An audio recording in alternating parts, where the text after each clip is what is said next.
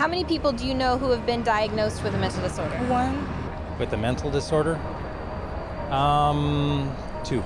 I'm sure a couple. I know a few. About 3 or 4 personally. Probably 4. Half a dozen? I'll say about 9. At least a dozen. I'll bet I could count 15. 20 that I personally know.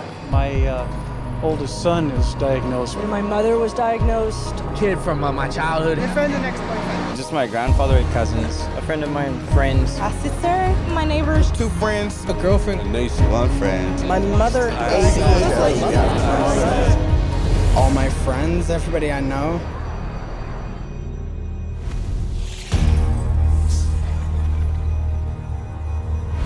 Všade okolo nás je očividný rozmach duševných chorôb. Odkiaľ sa berie? Od psychiatrov, ktorých diagnostický a štatistický manuál môže prideliť nálepku duševne chorého komukoľvek, kto dnes kráča po zemeguli.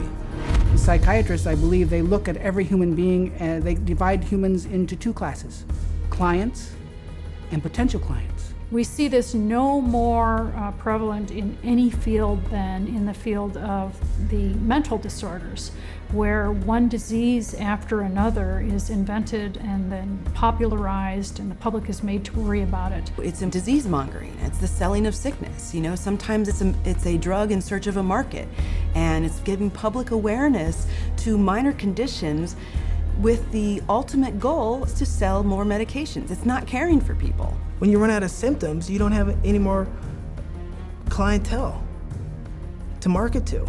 So you have to invent disease. And with psychiatric medications, you can invent diseases all day long.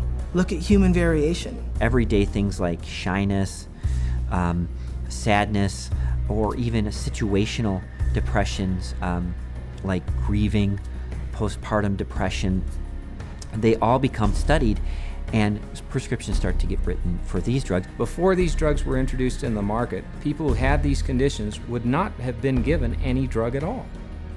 And so it is the branding of a disease, and it is the branding of a drug for the treatment of a disease that did not exist before the industry made the disease. Živý príklad. Hamblivosť. Bežná životná situácia odhlasovaná psychiatrami a zahrnutá do diagnostického a štatistického manuálu pod názvom Sociálna úzkostná porucha. You know, people are nervous. Well, they come up with, say, social anxiety disorder. SAD, they'll call it SAD. And the connotation is that everybody ought to be happy and that here's a drug that can make you happy. So that a common occurrence, which is every now and again everybody's sad, we ought to be treating with a drug. Well, then they'll get this PR firm to drum up business for this. They'll put out all these studies that find, you know, there's so many people afflicted with this SAD, you know, and they'll start putting it in magazines, they'll start putting it on TV, they'll start a patient advocacy group that say, you know, that we're all affected by this, and then they'll come out with Paxil works for this. So they go to the FDA and they said, well, we ran this study and this works for this new invented disorder. And that is SAD, social anxiety disorder. And millions of people suffer from it. And it's purely fictional. It's a normal human emotion that everybody experiences at certain times or another, but they make it into a disease. Paxil, once it got approved by the FDA as the first antidepressant to be used for social anxiety, it took off huge.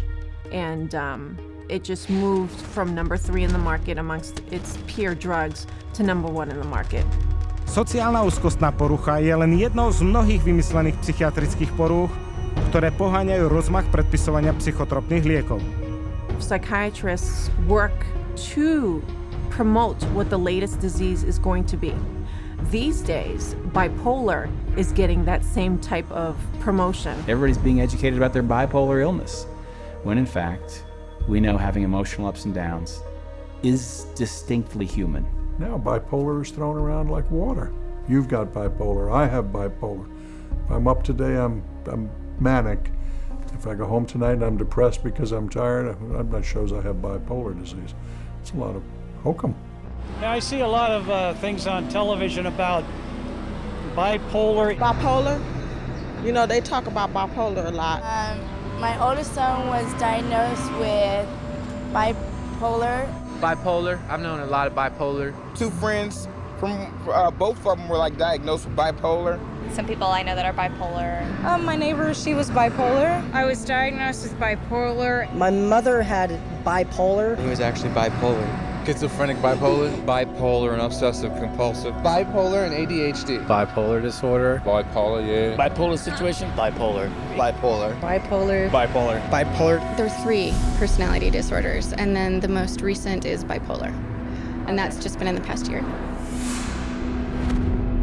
Vedúcim hnutia popularizácie bipolárnej poruchy, obzvlášť u detí, je psychiatr Dr. Joseph Biderman, platený hovorca, poradca a výskumník pre 25 rôznych farmaceutických spoločností. In 1996, the drug companies funneled all this money to this Dr. Biderman. He's well known. He's the one that came up and said that there's bipolar disorder in little kids. This was unheard of. There was no bipolar disorder in any kids. He came up with the study and published the articles out all over the world, and other doctors followed his lead that bipolar is in little kids. Vďaka neustálej propagácii doktorom Bidermanom a jeho kolegami počet diagnóz bipolarity u detí vzrástol o 4000% od roku 1994 spolu s množstvom predpísaných antipsychotík, ktorý sa späťnásobil na odhadovaných 2,5 milióna predpisov. V roku 2008 bol doktor Biderman usvedčený americkým senátom z nenahlásenia osobného príjmu $1,6 milióna od farmaceutických spoločností. Ale škoda už bola nezvratná. Vinou chvíľkového šialu bipolarity vytvoreného doktorom Bidermanom sa antipsychotiká, jedný z najsilnejších psychotropných liekov na predpis, stali preferovanými liekmi v psychiatrii. 3 najpredávanejšie antipsychotika prinášajú hrubý príjem $25,000 každú minútu. A bez ohľadu na to, aký mohutný už je priemysel psychotropných liečiv, psychiatri tvrdo pracujú na poskytovaní diagnóz, aby ho ešte zväčšili. Let's say this is the pie right here of a certain class of medications, and this is a pretty profitable pie, and everybody wants a piece of that pie. But what would happen if we made that pie even bigger? And how you make the pie even bigger is by expanding the uses for those drugs. They've already got a drug that's approved on the shelf. They can just pull it off the shelf, rename it, repackage it, and say, look, we've got a new drug for a new illness. When Prozac's patent ran out, that Eli Lilly had to look for a new source of profits. So all they did was change the name of the drug from Prozac to Serafem, changed the color of the pill from green to pink, and marketed it for PMDD, which was newly introduced into this book. What it tells us is that if you can come up with a label, a diagnostic label for a drug, then you can sell it like hotcakes. It's a business model, and it's a billion-dollar business model, and it works, and it's going to keep continuing. Dnes môže ktokoľvek nevedomky užívať psychiatrický liek. Premenovaný s novým obalom a predpísaný na iné než psychiatrické účely. Ziban, predpisovaný proti fajčeniu, je v skutočnosti antidepresant Velbutrin. Cymbalta, psychiatrický liek na depresiu a úzkosť, sa dnes ponúka na trhu ako jentreve proti pomočovaniu. Psychiatrickí výskumníci testujú psychotropné lieky na všetky možné stavy ako obezita, alkoholizmus, gamblérstvo, návaly tepla, herpes, nevoľnosť, svrbenie, triažky či chorobné vytrhávanie vlasov. Je to pilulka na každú chorobu. A prakticky nikto sa nedozvie, aké nebezpečné sú psychiatrické lieky. As a chemist, I'm making these drugs. They're proving deadly in our labs, and they're proving deadly in other labs.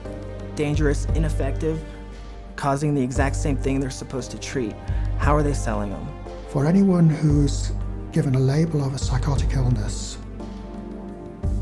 drugs seem to be the automatic choice of treatments as night follows day. That's all psychiatry does. It's dominated by psychopharmacologists who do nothing but manage symptoms by dispensing pills. That's it. And they don't work. But the fact that they don't work works to the advantage of the drug companies and the psychiatrists, which means that you're not cured, which means that you're a patient for life, you're a customer, you're a client for life. And the worse your health gets, the more drugs you need. It's a great deal for them. We should all be up in arms about the way we're being treated by psychiatry today. This is a very dangerous industry that has gone so far overboard in inventing fictitious diseases and drugging our children and our population that I consider it to be engaged in crimes against humanity.